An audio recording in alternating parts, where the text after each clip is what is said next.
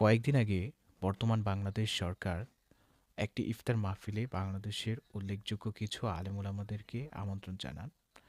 সেই ইফতার মাহফিলে উনি বলেছিলেন যে দারিদ্রতা বিমোচনের জন্য জাকাত ব্যবস্থা রাষ্ট্রীয়ভাবে সুন্দরভাবে ঢালাওভাবে এটা কার্যকর করা হোক। এবং সেখানে তিনি বলেছেন জাকাতটাকে এমনভাবে সাধারণ মানুষের মধ্যে দেওয়া হবে যাতে করে যেই ব্যক্তি জাকাতটা নিবে পরবর্তী বছর সে যেন জাকাতটা দিতে পারে। এবং এই প্রস্তাবটা খুবই সুন্দর ছিল। সেখানে দেখলাম শেখ আহমদুল্লাহ সাহেব বলতেছেন যে সারা বাংলাদেশে এই জাকাতের অর্থের উপর নির্ভর করে বহু এতিম এবং বহু দরিদ্র শিক্ষার্থীরা বর্তমানে প্রায় মাদ্রাসার ভিতরে অনেক শিক্ষার্থীরা পড়াশোনা করছে। এবং তাদেরকে যদি সুন্দরভাবে পড়াশোনা করার এই ব্যবস্থাটা না থাকতো তাহলে এরা হয়তোবা সন্ত্রাসী, চাঁদাবাজি অথবা বিভিন্ন প্রকারের চুরি, ছিনতাই ইত্যাদিতে জড়িয়ে পড়তো। তো এটা রাষ্ট্রের অনেক বড় একটি খেদমতের মতো। তারপরে দেখা গেল, আমরা লক্ষ্য করলাম ধর্ম মন্ত্রণালয়ের অধীনে ধর্মমন্ত্রীকে সভাপতি বানিয়ে একটা কমিটি গঠন করা হলো। সেই কমিটিতে শায়েখ আহমদুল্লাহ সাহেবকে ডাকা হলো।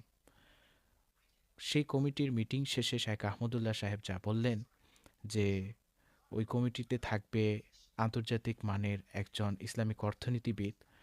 যেহেতু বর্তমানে মানুষ এবং নাগরিকের সংখ্যা অনেক বেশি, তাই এটা বন্টন করা এত সহজ বিষয় নয়। এটা নিয়ে বিস্তারিত চিন্তা ভাবনা করে এবং এটা নিয়ে গবেষণা করে কিভাবে কার্যকর উপায়ে সারা বাংলাদেশে এটা বন্টন করা যায় সেটার জন্য আন্তর্জাতিক মানের ইসলামিক অর্থনীতিবিদকে তলব করা হয়েছে। আবার আমরা দেখতে পেয়েছি যে সেই ব্যবস্থাটা মানুষের জন্য কতটা প্রয়োজনীয়। আমরা যদি ইসলামের ইতিহাসের দিকে লক্ষ্য করি তাহলে দেখতে পাই যে জাকাত এটা কালেক্ট করা এবং এটা বন্টন করা রাষ্ট্রের দায়িত্ব। যেমন আল্লাহ রসুল সাল্লাহ আলী ওয়াসাল্লাম সাহাবিদেরকে, আলী রাদিয়াল্লাহু তাআলাহু, মুয়াজ রাদিয়াল্লাহু তাআলাহু, এমন সাহাবিদেরকে বিভিন্ন অঞ্চলের প্রধানদের কাছে জাকাত আদায়ের জন্য পাঠাতেন এবং এটা আবশ্যকীয়ভাবে সবাইকে আদায় করতে হতো। এবং ইসলামের ইতিহাসের দিকে লক্ষ্য করলে এটাও দেখতে পায় যে জাকাত কালেক্ট করা যেরকম রাষ্ট্রের দায়িত্ব, বন্টন করাও ছিল রাষ্ট্রের দায়িত্ব। বন্টন করার ক্ষেত্রে রাষ্ট্র কিভাবে বন্টন করত, এটা খুবই গুরুত্বপূর্ণ একটা বিষয়। কিভাবে?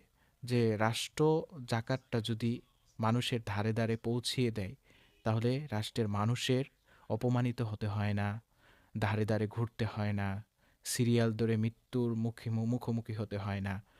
তারপর অনেক জায়গায় জাকাত তারা পায় না, জাকাতের অর্থটা তাদের হাতে পৌঁছায় না। কিন্তু রাষ্ট্রের দায়িত্ব হলো, রাষ্ট্রপ্রধান মুসলিম শাসক যারা ছিল এবং দায়িত্বশীল যারা ছিল তারা মানুষের জাকাত তাদের ঘরে ঘরে পৌঁছিয়ে দিত। এবং বর্তমানে বহু মানুষ আছে জাকাতের উপযুক্ত কিন্তু সে অপমান বোধ করে জাকাতের অর্থ চাইতে।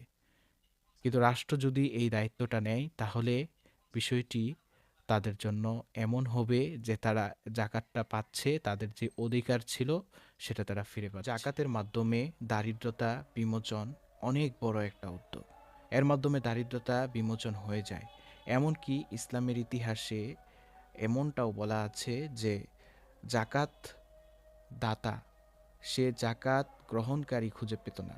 জাকাতের অর্থ নিয়ে তারা ঘুরতো, রাষ্ট্র তাদের দায়িত্ব নিত না যে জাকাত নেওয়ার মতো লোক পাওয়া যাচ্ছে না। আর এটা কিভাবে, দারিদ্রতার বিমোচনটা কিভাবে হচ্ছে? ধরেন ব্যাংক আপনাকে ঋণ দেয় এককালীন, আপনাকে অনেক টাকা দেয়, আপনি সেটা কিস্তিতে পরিশোধ করেন। আপনাকে ঋণ দেয় হয়তোবা আপনি কোনো একটা কারবার করে সেই কারবারের উপর থেকে কিছু আয় করবেন এবং সেটা কিস্তিতে পরিশোধ করবেন।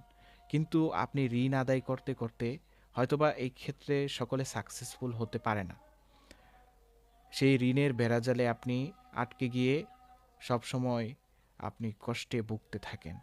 কিন্তু জাকাত ব্যবস্থা, এই জাকাতের টাকাটা যদি এককালীনভাবে নির্দিষ্ট সংখ্যক মানুষকে একটা পরিকল্পনা মাফিক দেওয়া হতো কিছু কারবার করার জন্য, পরবর্তী বছর সে নিজে আর জাকাত খেতে হতো না, বরং তার যে আয় উপার্জন হতো পরবর্তী বছর সেই টাকা থেকে আবার অন্যকে জাকাত দিতে পারবে। তো এই সিস্টেমটা চালু হয়ে গিয়েছিল ইসলামে, যার ফলে জাকাতদাতা জাকাত গ্রহীতার সন্ধান পেত না। আমরা যে জাকাতটা দেখি এটা মূলত জনগণের অধিকার। জনগণ, বড়লোক যারা আছে তাদের কারবারে মেহনত কাম জড়িয়ে যে ইনকাম করে, সেই টাকা পয়সাটা মূলত তাদের দ্বারাই অর্জন করানো হয়। তাহলে এর 2.5% তাদের অধিকার, এটা আল্লাহর পক্ষ থেকে দেওয়া আছে। এমন না এটার মালিক আপনি, এটার মালিক জনগণই, তো পৌঁছে দেওয়ার দায়িত্ব আপনার। আরেকটি বিষয় হলো ইকোসিস্টেম বজায় থাকে।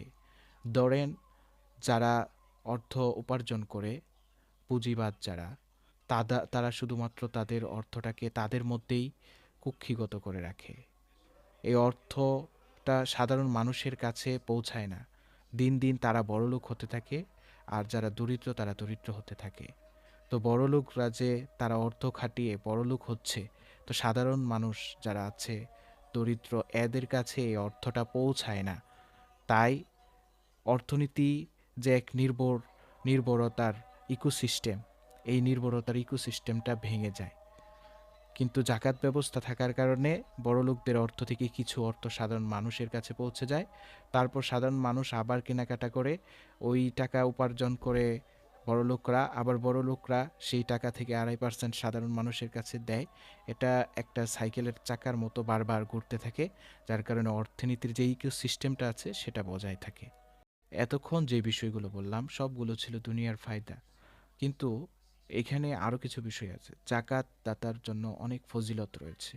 জাকাতের অর্থ যখন মানুষ আদায় করে, তার মালের স্বচ্ছতা, আল্লাহর কাছ থেকে সেই মালের উপর বৈধতা আপনি অর্জন করেন। আবার আল্লাহ রাসূল সাল্লাল্লাহু আলাইহি ওয়াসাল্লাম বলেছেন যে জাকাত যারা আদায় করে তাদের মালের মধ্যে বরকত দেওয়া হয়। আর জাকাত যারা আদায় না করবে কিয়ামতের দিন সেই সম্পদ তাকে সাপ হিসেবে দংশন করবে এবং কঠিন শাস্তির সম্মুখীন হবে। জাকাত ইসলামের 5টি মূল স্তম্ভের একটি স্তম্ভ। এটা খুবই গুরুত্বপূর্ণ। নামাজ যেমন গুরুত্বপূর্ণ, অনুরূপভাবে জাকাতও গুরুত্বপূর্ণ। তো সবাই চেষ্টা করবেন সঠিকভাবে আপনাদের জাকাতটা যেন সবার ঘরে ঘরে পৌঁছে যায়, এবং এর মাধ্যমে নিজের মালের স্বচ্ছতা নিশ্চিত করবেন এবং আল্লাহর পক্ষ থেকে রহমত বরকত হাসিল করবেন। রমজানের মাসে যারা জাকাত প্রদান করবেন, আল্লাহর রাসূল সাল্লাল্লাহু আলাইহি ওয়াসাল্লাম বলেছেন রমজানের প্রত্যেকটা ইবাদত 70 গুণ করে সওয়াব পাওয়া যায়। তাহলে আপনি এই রমজানে জাকাতটা যদি আদায় করেন, তাহলে আপনি 70 গুণ সওয়াব অর্জন করবেন, আবার আপনার জাকাতটাও আদায় হয়ে যাবে। তো সবাই ভালো থাকবেন, দেখা হবে সামনের কোনো ভিডিওতে। আসসালামু আলাইকুম।